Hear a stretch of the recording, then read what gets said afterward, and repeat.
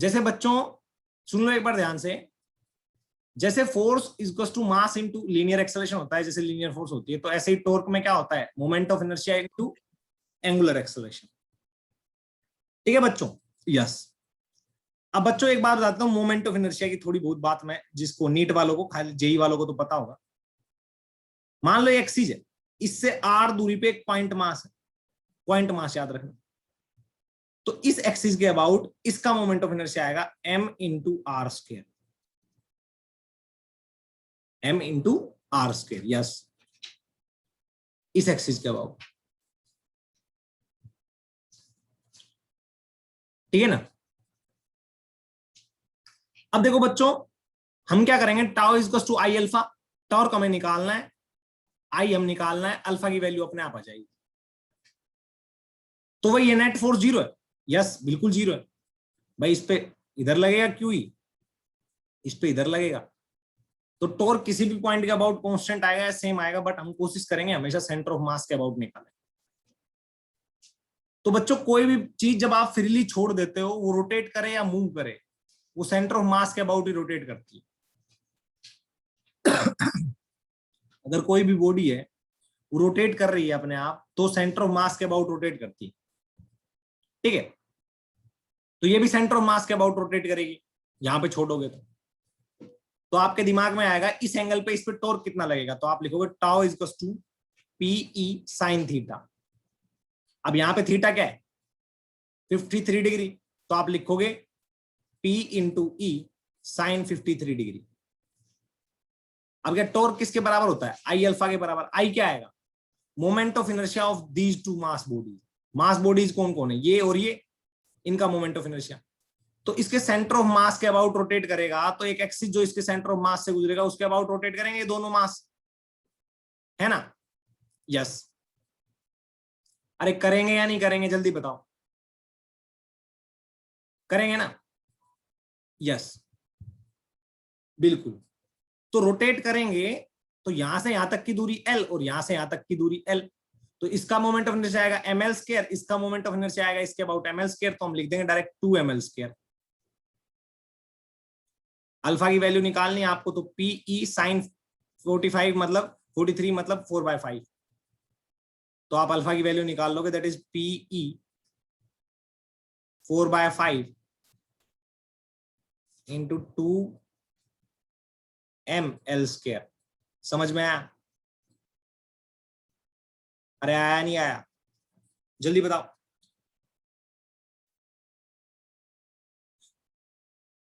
अरे जल्दी बताओ,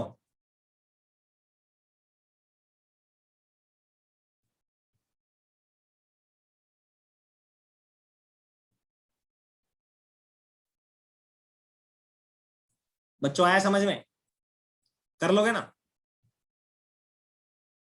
कुछ चीजें जो नहीं पढ़ाई है, खासकर नीट वालों, तुम्हारा लेक्चर आ जाता अब तक रोटेशनल का, पर वो कुछ प्रॉब्लम हो गई थी, मेरा भी दिमाग खराब था तो 3 दिनों से, ठीक है ना, तो इसलिए नहीं डाल पाया।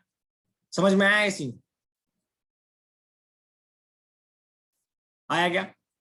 अब कई बार क्या बात हो जाती है कि जरूरी थोड़ी हर बार सेंटर ऑफ मास सेंटर पे ही आए, इधर उधर भी शिफ्ट कर सकता है ना। मान लो इसका मास की जगह में, इसके मास की जगह में एक डायपोल का मास m कर दूं और एक का मास 3m कर दूं, चार्ज वही रखूं -q और +q, तो मास अगर चेंज हो जाएगा, अलग अलग हो जाएगा, तो सेंटर ऑफ मास शिफ्ट कर जाएगा ना। अरे कर जाएगा नहीं कर जाएगा, है ना, हाँ बिल्कुल कर जाएगा। तो जब सेंटर ऑफ मास शिफ्ट कर जाएगा, मान लो सेंटर ऑफ मास इसकी, जिसका मास ज्यादा है तो इसकी तरफ शिफ्ट कर जाएगा, तो अब इसके अबाउट सेंटर ऑफ मास लिखना है, याद रखना, tau is equal to I alpha. Torque तो सेंटर ऑफ मास के अबाउट कैलकुलेट कर लो, किसी के अबाउट, टॉर्क तो क्या आएगी, सेम आएगी, इधर क्यू इधर क्यू, टॉर्क तो सेम आएगी। क्यों, क्योंकि टॉर्क तो अगर नेट फोर्स जीरो है तो टॉर्क तो सेम होती है, किसी भी पॉइंट के अबाउट कैलकुलेट कर लो। समझ में आया, तो मोमेंट ऑफ इनर्शिया भी उसी पॉइंट के अबाउट कैलकुलेट करना है, ठीक है। तो टॉर्क आप सेंटर ऑफ मास के अबाउट कैलकुलेट करना, हालांकि वैसे किसी के अबाउट भी कर सकते हो, पर मैं तुम्हारी रट्टे मार वाली प्रवृत्ति के लिए बोल रहा हूं। रट्टे मार प्रवृत्ति के अकॉर्डिंग तुम्हें किसके अबाउट कैलकुलेट करना है? सेंटर ऑफ मास के अबाउट। और जिसके अबाउट ये करोगे कैलकुलेट, उसी के अबाउट ये करना है।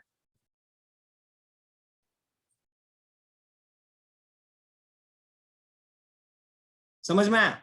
तो आपका अल्फा आ जाएगा। अब आया या नहीं आया बच्चों, बताओ? अरे कर लोगे ना?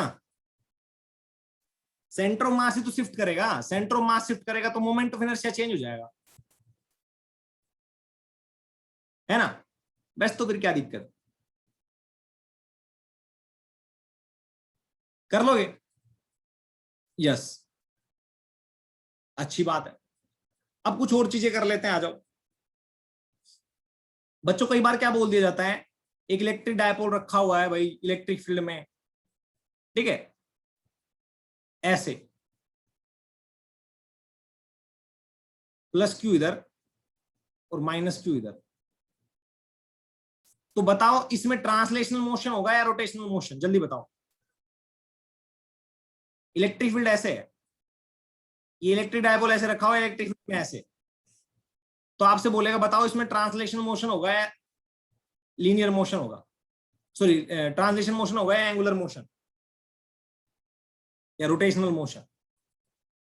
ट्रांसलेशन मोशन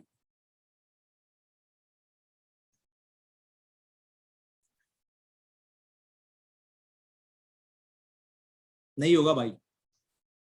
अगर इलेक्ट्रिक फील्ड कांस्टेंट है तो याद रखना इस पे नेट फोर्स भी जीरो है, फोर्स तो जीरो है ना। अरे क्यू ई इधर लगेगा, क्यू ई इधर लगेगा, तो नेट फोर्स क्या हो गया? जीरो।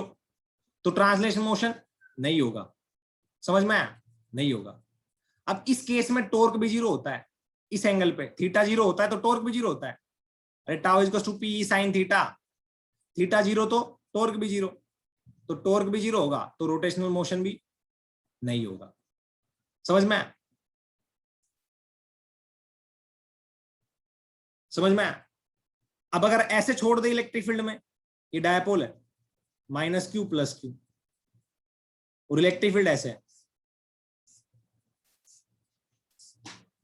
तो बताओ इस केस में क्या होगा? ट्रांसलेशनल या रोटेशनल? जल्दी बताओ, ट्रांसलेशनल या रोटेशनल? तो आप बोलोगे यहां पे एफ नेट तो जीरो है, क्यों? क्योंकि पॉजिटिव क्यू पे इधर लगेगा क्यू ई और नेगेटिव क्यू पे लगेगा क्यू ई इधर, तो नेट फोर्स तो इक्वल और अपोजिट डायरेक्शन में, एक इधर और एक इधर। तो आप बोलोगे ट्रांसलेशन मोशन तो नहीं होगा। फिर बात आती है रोटेशनल की, तो उसके लिए टॉर्क चेक करते हैं। तो टॉर्क क्या है? नॉन जीरो आएगा पक्का, पीई साइन थीटा आएगा, कैलकुलेट करके देख लेना। That is not equal to zero, it implies rotational motion होगा भाई। समझ में आया? ये वैसे थोड़ा लॉजिकली कंसेप्चुअली स्ट्रॉन्ग बनाने के लिए थोड़ी प्रैक्टिस करवा रहा हूं, हालांकि बच्चे अंडरस्टूड होते हैं कई, तो कई नहीं होते, तो उनको फील करवा देते हैं भाई देख ऐसे भी क्वेश्चन पूछ लेते हैं तो तेरा दिमाग चलना चाहिए, रिलेट करना चाहिए। समझ में आया?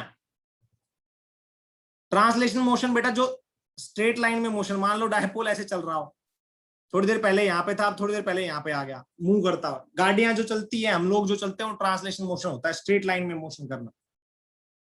एक स्ट्रेट लाइन में मोशन करना वो ट्रांसलेशन होता है, और पंखा जैसे चलता है वो रोटेशनल मोशन होता है। समझ में आया?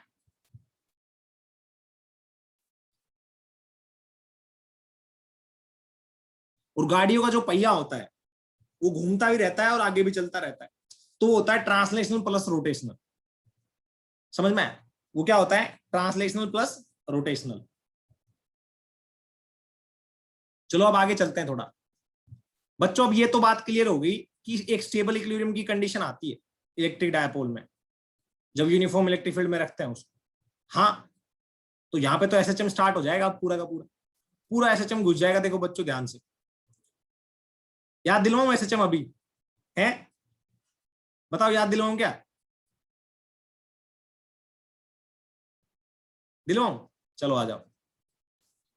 मान लो बच्चों हमने एक इलेक्ट्रिक डायपोल लिया, ठीक, पहले यहाँ पे अभी ऐसे कर देता हूँ। हाँ, इलेक्ट्रिक डायपोल लिया, वो थोड़ा ऐसे रखा हुआ था इलेक्ट्रिक फील्ड में पहले तो,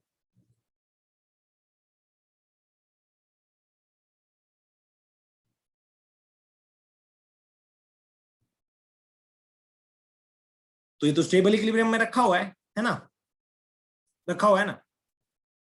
now if the dipole is slightly rotated, now if the dipole is slightly rotated, हमने इसको slightly rotate कर दिया ऐसे, बेटे ऐसे रोटेट कर दिया.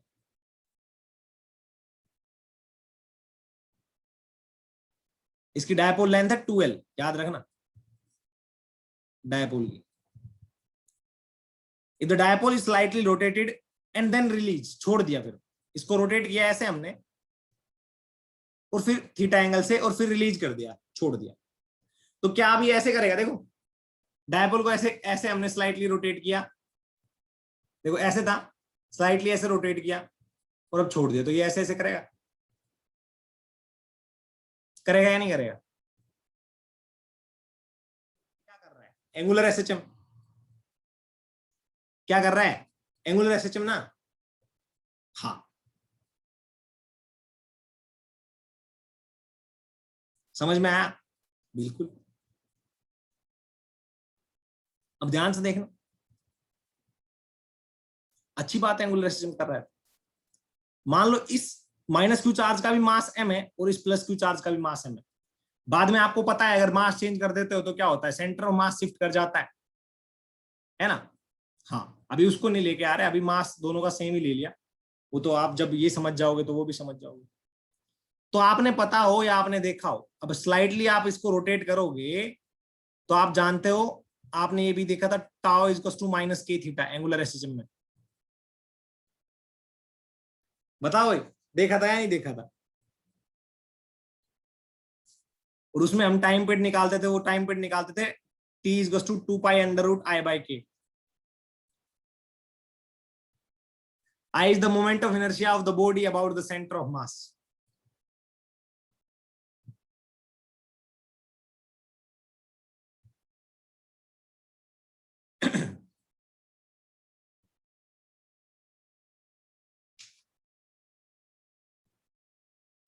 ठीक है ना. यस तो आ जाओ देखते हैं टाउ कितना होगा बच्चों. टाउ होगा पीई साइन थीटा, और यहां पे थीटा तो बहुत स्मॉल है, तो हम साइन थीटा को क्या लिख देंगे, नियरली इक्वल टू थीटा. तो आप लिख दोगे, ध्यान से देखना है सभी, tau is equal to q into 2a, sorry 2l, ये तो p हो गया, into E into sine theta.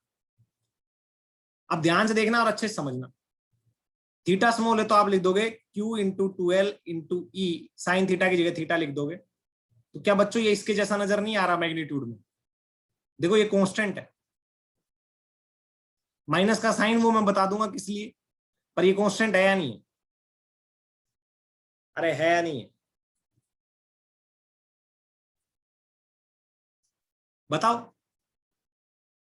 तो इसको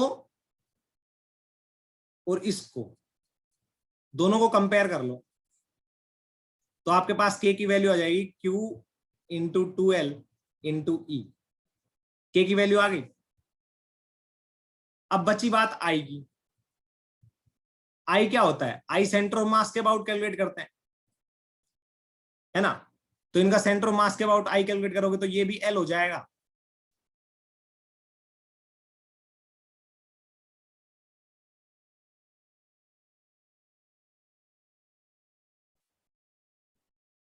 तो ये क्या हो जाएगा, इसके अबाउट सेंटर ऑफ मास के अबाउट, इसका मोमेंट ऑफ इनर्शिया हो जाएगा ml स्क्वायर, इसका मोमेंट ऑफ इनर्शिया हो जाएगा ml स्क्वायर, तो आप लिख दोगे 2ml स्क्वायर. तो आपका टाइम पीरियड ऑफ ऑसिलेशन क्या आ जाएगा, जल्दी बताओ. 2 पाई q into 2l e upon i. समझ में आया. i बाई के था, k बाई आई था, i बाई के था भाई, तो i बाई के लिखो ना, ठीक ही हो गए हम तो है. तो 2ml square upon q into 2l into e. समझ में आया? ये टाइम पीरियड हो गया बच्चों, याद रखना। ये टॉर्क है, ये टॉर्क है, ये भी टॉर्क है, ये भी टॉर्क है, ये भी टॉर्क है, ये टाइम पीरियड है। तो काट पीट लोगे, आराम से निकाल लोगे अब आंसर, निकाल लोगे क्या? जल्दी बताओ, अरे निकाल लोगे क्या? यस। अब थोड़ा आगे चलते हैं, बच्चों वाले क्वेश्चन नहीं के, जो फॉर्मूला बेस्ड है वो अपने आप कर लेना, पहले बता देता हूं। कभी थीटा निकाल निकाल के मैं तुम्हें क्वेश्चन दे दूं, बताओ थीटा 53 डिग्री होगा तो टॉर्क बताओ कितना आएगा, है ना? ये नहीं करवाऊंगा, पहले बता देता हूं। थीटा 53, अरे tau is to p sine theta होता है, थीटा 53 डिग्री होगा तो खुद नहीं कैलकुलेट कर लोगे, ये तो कॉमन सेंस है। ठीक है, तो ये अपने कर लेना खुद से, मैं नहीं करवाऊंगा ऐसे क्वेश्चन, पहले बता रहा हूं। अरे क्या हो गया, स्लो स्लो।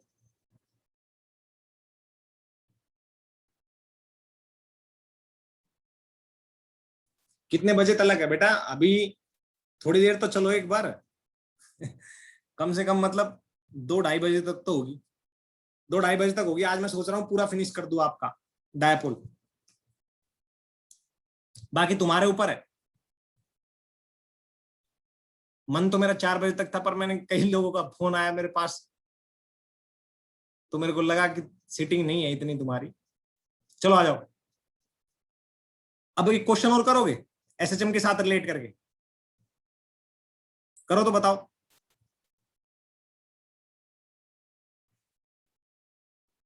चलो आ जाओ, एंगुलर एसएचएम का ही है।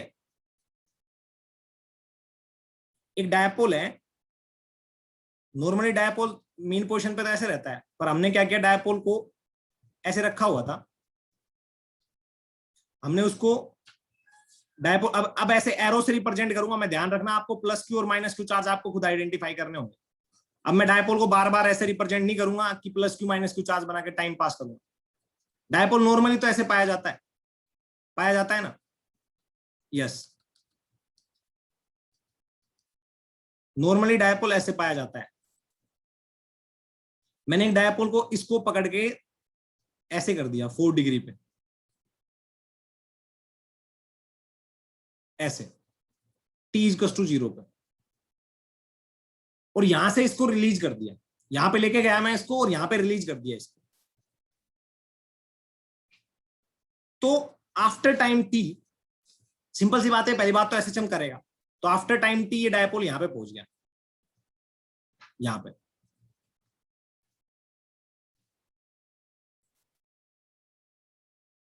और ये एंगल था 2 degree.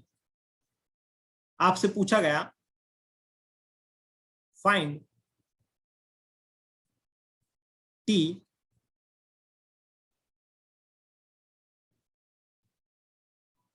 find T as the dipole is released, as the dipole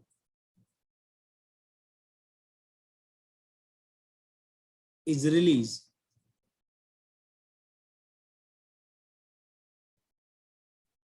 at t is equals to 0, at t is equals to 0, t is equals to 0 पे डायपोल को हमने रिलीज किया, t is equals to 2 degree पे पहुंचा हुआ, ऐसे ऐसे oscillate करता हुआ ऐसे ऐसे करेगा। जब ऐसे छोड़ोगे तो वो ऐसे पहुंचेगा ना यहाँ पे कहीं, ऐसे यहां से छोड़ोगे तो वो ऐसे पहुंचेगा ना यहाँ कहीं पे, तो जब वो 2 डिग्री पे पहुंचेगा, है ना, तो उसका टाइम पीरियड कितना हो चुका होगा, सॉरी टाइम कितना हो चुका होगा, टाइम पीरियड नहीं, उसका टाइम कितना हो चुका होगा, टी की वैल्यू बताओ।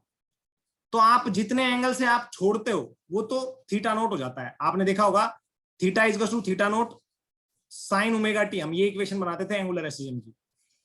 तो जहां से हम छोड़ते हैं स्प्रिंग ब्लॉक में, स्प्रिंग ब्लॉक को जब खींच के छोड़ते हैं जहां से, वो कैपिटल ए होता है हमारा, मीन पोजीशन से कितनी दूरी से छोड़ते हैं वो कैपिटल ए होता है। और यहाँ पे कितना थीटा से आप छोड़ रहे हो, कितने थीटा से आप छोड़ रहे हो, कितने थीटा से आप छोड़ रहे हो ऐसे डायपोल को, वो कितने डिग्री का है, वो थीटा नोट होता है हमारा। तो हमारे यहाँ पे थीटा नोट 4 डिग्री है, याद रखना।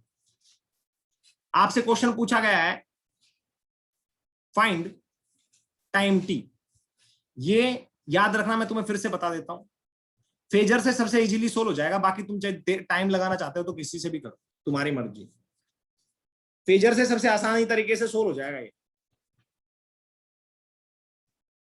अरे फेजर बना लो ना एक बार।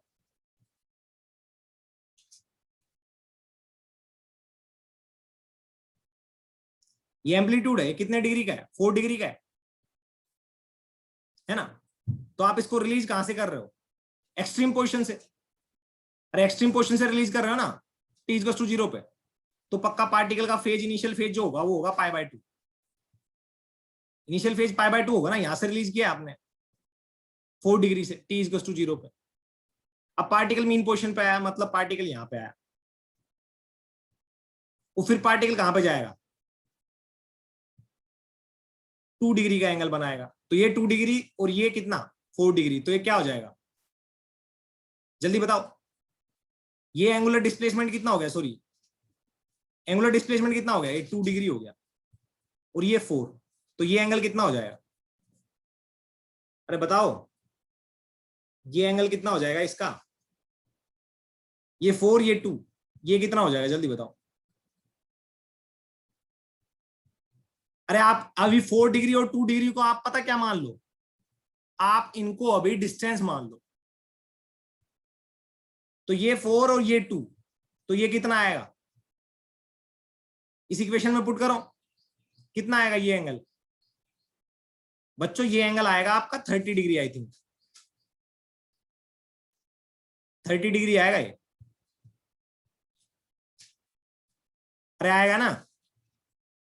तो डायपोल हमारा कहां से कहां तक गया? टी इक्वल्स टू 0 पे डायपोल हमारा यहां पे था, और फिर डायपोल हमारा यहां से यहां पे गया, तो 90, तो ये एंगल सब ट्रेस किया और 30 डिग्री ये किया, तो आपका टोटल एंगल हो जाएगा, वो आ जाएगा 90 + 30, that is to 120 degree, and that is to omega T.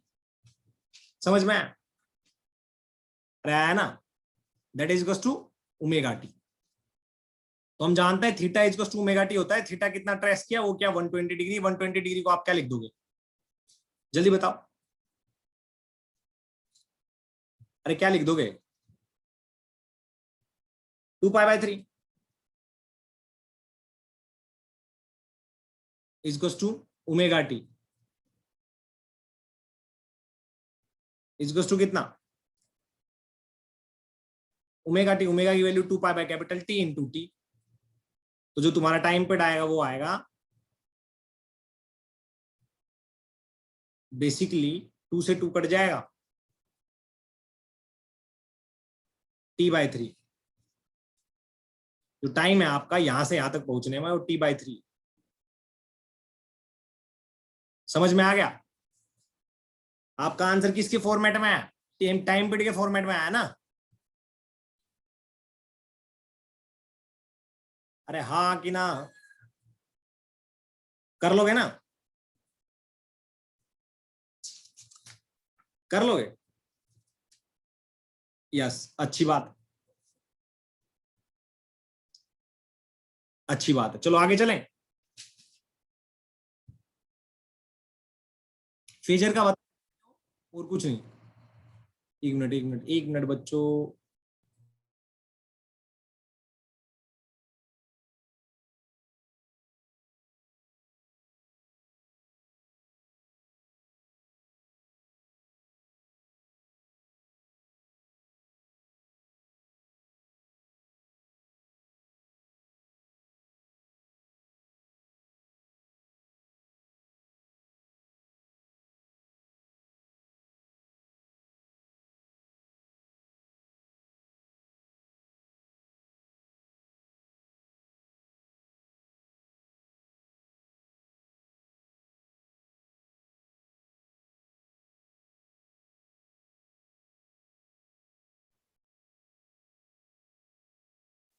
देखो बच्चों, अब ध्यान से देखना सभी, और अच्छे से समझना,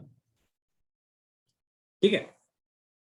यस, हमने ये क्वेश्चन कर ली, कर ली।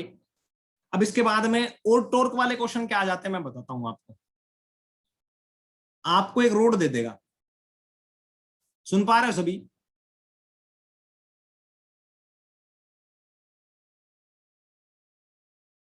रोड की लेंथ 12 मान लो, ये थोड़ा हाई क्वेश्चन है, हाई भी नहीं बोल सकते, नॉर्मल वैसे तो डीपीपी में आ जाएगा कहीं ना कहीं।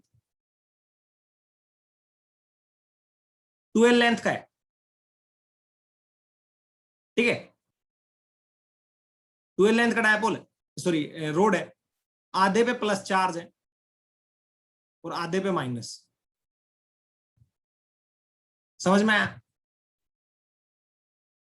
अरे ये रोड है जिसका आधे पे प्लस चार्ज है, आधे पे माइनस, इसका टोटल मास है M, capital M total mass. Electric field में रख दिया आपने, यूनिफॉर्म इलेक्ट्रिक फील्ड में ऐसे।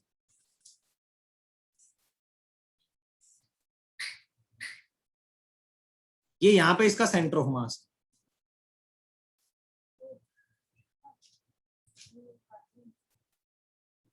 ये इसका सेंटर ऑफ मास, ठीक है। अब बताओ बच्चों, क्या इस पॉजिटिव चार्ज पे फोर्स इधर लगेगा, positive portion of the road पे? सुन लेंगे बच्चे, positive portion of the road पे इधर फोर्स लगेगा और negative portion of the road पे इधर फोर्स लगेगा। याद रखना, जितना पॉजिटिव चार्ज है उतना ही नेगेटिव चार्ज है, और जितने पोर्शन पे पॉजिटिव चार्ज फैला हुआ है उतने ही नेगेटिव पोर्शन पे फैला हुआ है। जितनी पॉजिटिव चार्ज की लीनियर चार्ज डेंसिटी है उतनी नेगेटिव चार्ज की लीनियर मास डेंसिटी है। समझ में आया नहीं आया? अब नेट फोर्स तो 0 है, बट टॉर्क तो क्रिएट होगा, और हर स्मॉल चार्ज एलिमेंट पे अलग अलग टॉर्क होगा क्योंकि आर अलग अलग होगा। हर स्मॉल चार्ज एलिमेंट पे टॉर्क अलग अलग होगा क्योंकि आर अलग अलग होगा, है ना? तो जेई वालों, मैं तुम्हें बता देता हूं, नीट के लिए ज्यादा इंपॉर्टेंट मैं नहीं मानता कि ये है इंपॉर्टेंट, पर नीट जेई के लिए बता देता हूं। इसके ऊपर इस एक्स पे जाके आप क्या करना है, इसको करने का तरीका बता देता हूं। एक्स पे जाके एक डीएक्स स्मॉल एलिमेंट लेना, उस पे चार्ज डीक्यू होगा तो उस पे फोर्स लग रहा होगा डीक्यू इंटू ई, है ना? तो टॉर्क लग रहा होगा इसके ऊपर d tau, d tau is basically d q into E. D q क्या आएगा? Lambda into d x. अरे इसकी मास डेंसिटी क्या आएगी? D q by d x, sorry charge density. Charge density इसकी क्या आएगी? Lambda equals to d q by d x. तो आप जाके एक्स पे जाके एक डी एक्स स्मॉल एलिमेंट लेना जिसपे चार्ज होगा डी क्यू, और उसको इंटीग्रेट कर देना 0 से लेके एल तक। उसके ऊपर जो टॉर्क कैलकुलेट करो ना, उसको इंटीग्रेट करना है। अब डी क्यू इंटू ई, ये तो आ गई फोर्स इंटू परपेंडिकुलर डिस्टेंस। अगर ये थीटा है और ये एक्स है तो ये एक्स साइन थीटा होगा, होगा या नहीं होगा? ये एक्स साइन थीटा होगा। तो आपको लिखना है फोर्स आ गई into perpendicular distance, x sine theta, ठीक है बच्चों? अब डीक्यू को लैम्डा डी एक्स लिख देना, ई को ई लिख देना, एक्स साइन थीटा लिख देना। ये तो आ गया आपका डी टाउ।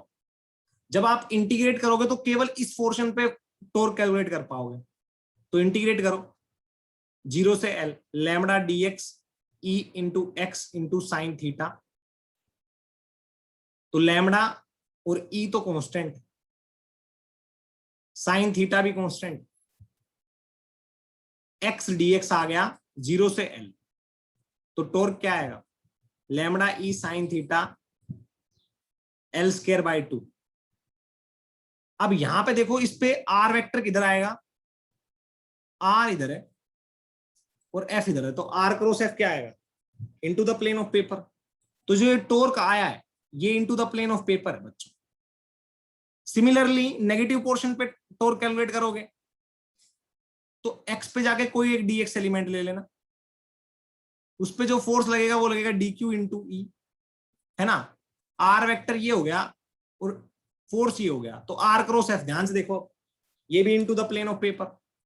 डिट्टो उतना ही टॉर्क आएगा जितना ये आया है, दोनों को जोड़ दोगे तो आपका नेट टॉर्क आ जाएगा। टाउ नेट क्या आ जाएगा? इसका ट्वाइस आ जाएगा। समझ में आ रहा है या नहीं आ रहा? अरे एक्स पे जाके डीएक्स एलिमेंट लेके उस पे डी क्यू चार्ज होगा, उसके ऊपर टॉर्क कैलकुलेट करोगे तो 0 से एल इंटीग्रेट करोगे तो नेट टॉर्क आ जाएगा। ऐसे ही पॉजिटिव चार्ज पे कैलकुलेट किया, ऐसे ही नेगेटिव चार्ज पे कैलकुलेट करोगे तो नेट टॉर्क आ जाएगा।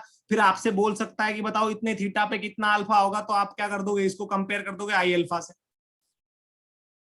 यहाँ पे रोड है जिसका मास टोटल m है और लेंथ है 2l, तो 2l है तो आपको पता है सेंटर ऑफ मास के अबाउट एक रोड का मोमेंट ऑफ इनर्शिया क्या होता है। अगर रोड की लेंथ l है तो इसके सेंटर ऑफ मास के अबाउट इसका मोमेंट ऑफ इनर्शिया होता है ml²/12। तो यहाँ पे तो रोड की लेंथ 2l है, जब 2l रोड की लेंथ हो जाएगी तो यहाँ पे l की वैल्यू 2l पुट कर दोगे तो ये आ जाएगा m इंटू 2l का स्क्वायर बाय 12। तो वो आपको l पुट कर देना, i पुट कर देना है, अल्फा की वैल्यू आ जाएगी। अरे समझ में आया? अब इस रोड के ऊपर भी 50 क्वेश्चन पूछ सकता है तो ये लगभग लगभग आपको पता है डायपोल जैसा ही, चाहे ये डायपोल हो चाहे ना हो, पर क्वेश्चन तो वहीं से आया ना। अरे आया नहीं आया? तो बताओ ऐसा क्वेश्चन कर लोगे या नहीं कर लोगे बच्चों? कर लोगे ना? चलो अब थोड़ा पोटेंशियल एनर्जी पे चलते हैं, अब थोड़ा पोटेंशियल एनर्जी पे चलते हैं, ठीक है? ऐसे क्वेश्चन पूछ लिए जा सकते हैं आपसे, तब मैंने बताया, ठीक है? इस रोड के ऊपर चार्ज क्यू है, वो यूनिफॉर्मली डिस्ट्रीब्यूटेड है, ठीक है? यूनिफॉर्म चार्ज रोड, जब आपको इलेक्ट्रिक फील्ड में रख देंगे तो क्या होगा उसके साथ, ये सब कुछ। अब इन पे ये चीजें भी पूछ लेता है। अब बच्चों ये चीजें मैं चाहे करवाऊं चाहे ना करवाऊं, डजंट मैटर, मैंने यहां तक करवा के छोड़ दिया, बट इससे आपको ये कॉन्फिडेंस आ गया कि इस तरह के क्वेश्चन मेरे से पूछे जाएंगे तो मैं कर लूंगा और एक बार भी नहीं सोचूंगा कि ये मेरे पास मेरे टीचर ने करवाया है नहीं करवाया। इसे कॉन्फिडेंस आया नहीं आया कि इस तरह का क्वेश्चन आएगा तो मैं कर लूंगा, मेरे टीचर ने करवाया है नहीं करवाया डजंट मैटर, पर मेरे को पता है कॉन्सेप्ट वही लग रहा है।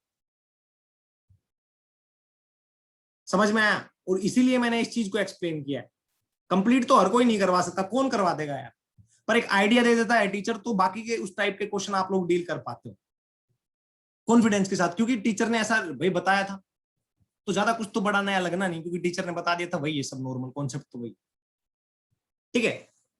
तो चलो आ जाओ आगे चलते हैं।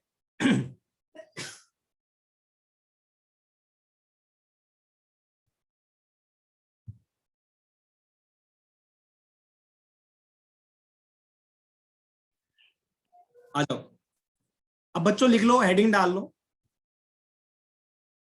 Potential energy, potential energy stored in an electric dipole when it is placed in the uniform electric field. Potential energy stored in an electric dipole when it is placed in the uniform electric field. अब बेटा rotational में भी देखना, energy conservation लगवाऊंगा, ठीक है ना? हाँ, yes,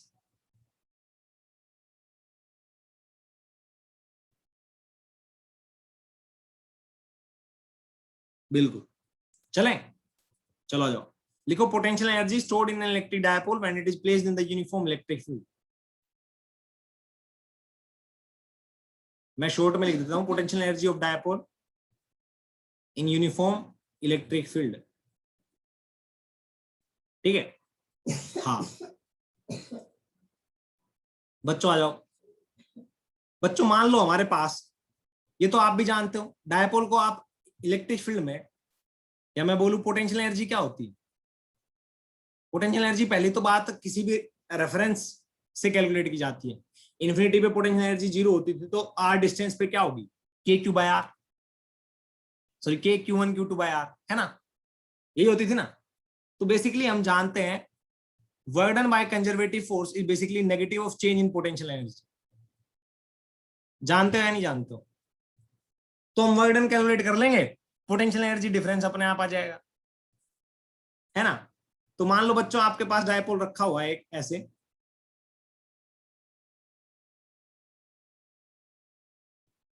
ठीक है? यस, आपने क्या किया, इस डायपोल को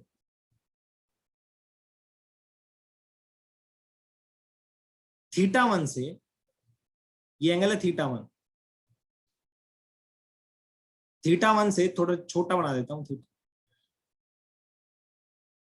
वेट वेट, इसको भी मिटा देता हूं, अच्छे से ही कर। बच्चों ध्यान से देखना, मान लो बच्चों हमारे पास एक डायपोल, हमने उसको θ1 से, किससे? थीटा 1 से हॉरिजॉन्टल लाइन ले लेता हूं ऐसे,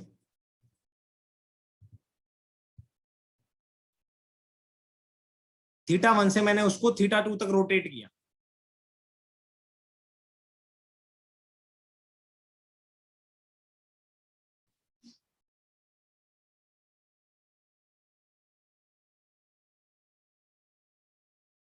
थीटा 1 से थीटा 2 तक रोटेट किया मैंने उसे।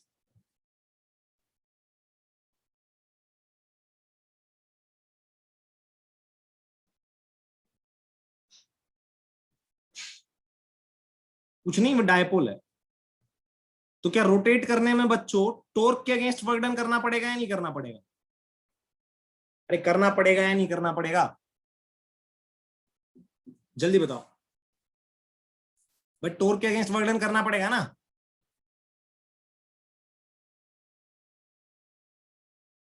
है ना? हाँ बिल्कुल, अच्छी बात है। बच्चों आपने देखा हो तो आप लिखते थे work done due to force F dot d r, ऐसे work done due to torque क्या आता है बच्चों? That is tau dot d theta. समझ में आया? आया नहीं आया? हाँ।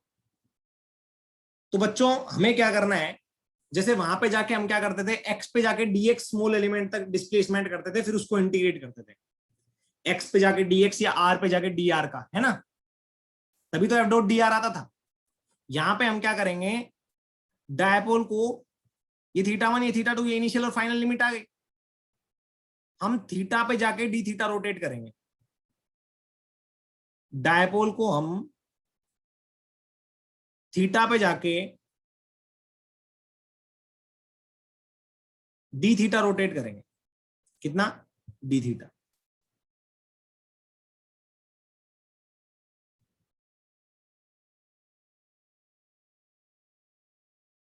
समझ में आया? डायपोल को हमने कई बार, बच्चे देखो मैं बताता हूं, ध्यान रखना, अभी प्रेजेंस ऑफ माइंड रखना, वरना मैं बता रहा हूं रिवीजन के टाइम में खुद ही आके बोलोगे सर ये 4 डायपोल कहां से आ गए।